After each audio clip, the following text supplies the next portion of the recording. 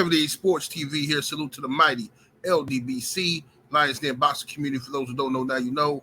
Smash the like button, hit the subscribe, also hit the notification bell so you'll be notified when I drop a new video.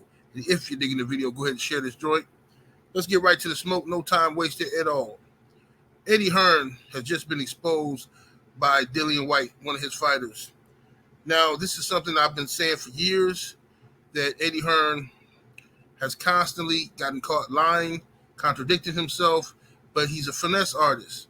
He's a charming guy. He knows how to talk to the media.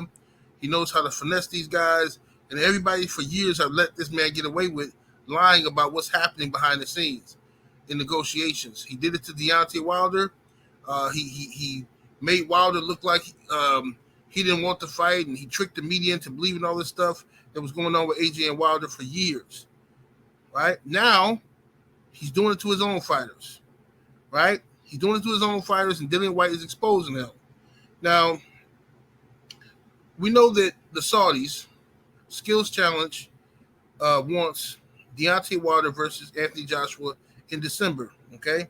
However, they don't want Wilder or Joshua fighting before December, okay? They want these guys to wait. The only fatal mistake I believe that Saudi is making is they're not putting a down payment on the fight. When you want these guys not to fight, not to make any money, and sit out for a year, half a year, in hopes of this fight happening, you got to put a down payment on it or something like that. And that's where Saudis have messed up, in my opinion. So Eddie Hearn, while trying to boost Anthony Joshua's value in this Wilder fight, he's trying to have AJ coming off as much wins as possible. Okay, he wants AJ to look as best as possible. He didn't look too good against Jermaine Franklin. Okay, he won the fight, but didn't look too good. Okay, so he wants to make sure he can negotiate with the Saudis for AJ to get a good split. So he needs AJ to fight another fight and look impressive against somebody before December. So it was rumors that, why not Dillian Whyte? Right? Dillian Whyte raised his hand to say, hey, I'll fight AJ. You know what I'm saying? We can do that. Eddie Hearn pretended like he was going to entertain that fight, but he knew he wasn't. He wasn't going to do it. Too risky. Far too risky to let Dillian Whyte and AJ go at it and mess up the money in December with the Saudis. So Eddie Hearn told the world that they were negotiating with Dillian Whyte, and then he came out and said that basically the Dillian Whyte priced himself out, so the fight's not going to happen, okay, between AJ and Dillian Whyte. Dillian Whyte, however, now I believed it at first. It sounded about right, but Dillian Whyte comes out and says, look, I haven't talked to Eddie Hearn. There's been no negotiations. I've been sitting here waiting. The man hasn't responded to my emails. I asked him one question, and he hasn't responded. Now he's out doing interviews talking about AJ is going in a different direction. Dillian priced himself out. So Dillian is saying, like, this is ridiculous. This is all fabricated. Well, Dillian, we warned you about this for years. Those of us over here in the mighty ldbc, when Eddie Hearn was using you as a buffer to get in the way of Wilder Joshua, we kept telling you that you were being used. And Eddie don't really care about you. He's using you. Right? So now the chickens have come home to roost. And you see what Eddie Hearn is really about. He's a snake. You know what I'm saying? This is what he does.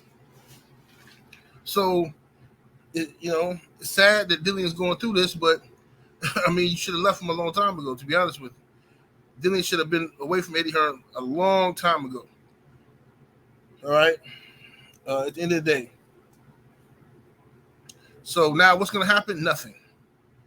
Joshua's going to end up fighting some guy, and I don't even trust it because Eddie Hearn is not a good matchmaker. Matchroom boxing is not very good matchmakers. They're horrible matchmakers, just like when they put Andy Ruiz in with AJ at the last minute, which was a horrible decision. Anybody who knows boxing knew that was a dangerous fight. Now, I didn't think Ruiz was going to beat AJ, but I knew that was a dangerous fight. Eddie Hearn knew nothing about Andy Ruiz. Nothing. He thought Andy Ruiz was some chump. You know what I mean? The video is still on YouTube when Eddie Hearn announced that it was Andy Ruiz to the media, and the media was like, "Oh, Andy Ruiz, that's a good fight." And he said, "Oh, you think so? Oh, you think so?" He didn't even know. he just put AJ in with some serious smoke. Now, the downside about this, what Eddie Hearn's trying to do, is he's gonna mess around and put AJ in with somebody who can possibly whoop him. You know what I'm saying? If AJ doesn't look impressive, if he has another outing that's kind of lackluster, like the Jermaine Franklin fight or worse, that's gonna probably hurt his negotiation power for the December bout with the Saudis with Deontay Wilder.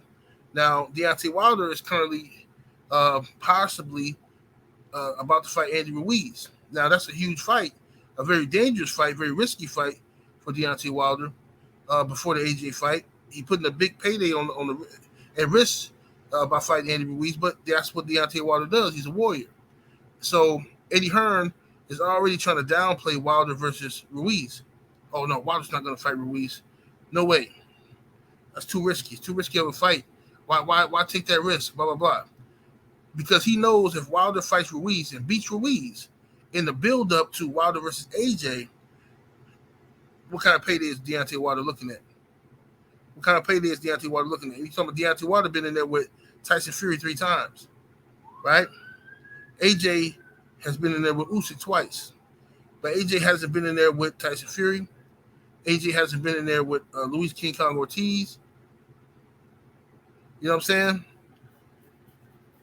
AJ lost his first fight to Andy Ruiz Jr. So if Wilder goes out here and dusts off Ruiz, that's going to look even more impressive for Deontay Wilder.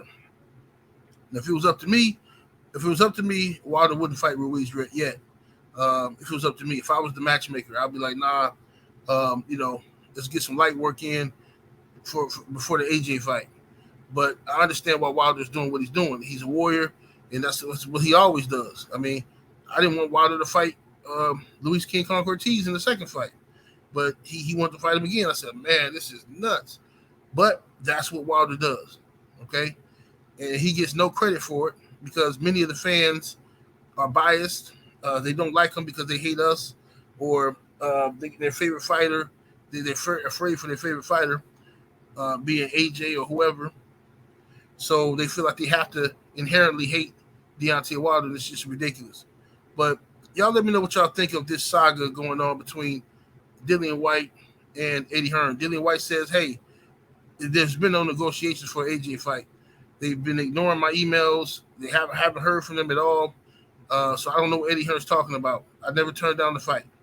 I never priced myself out. Right? Eddie Hearn saying something else. So y'all let me know what y'all think. And it's funny because Eddie just got caught up in a similar situation with Canelo. Eddie was just out here telling people that that Canelo versus Benavidez, $45 million is not enough money. So he's acting like he's speaking on behalf of Canelo. So you got people thinking Canelo's ducking Benavidez. He's ducking the $45 million. Come to find out, Canelo's not even with Eddie Hearn no more. He left. He's with PBC. So y'all let me know what y'all think. 78 Sports TV. Salute to the mighty ldbc. I'm about to hear though. Deuces.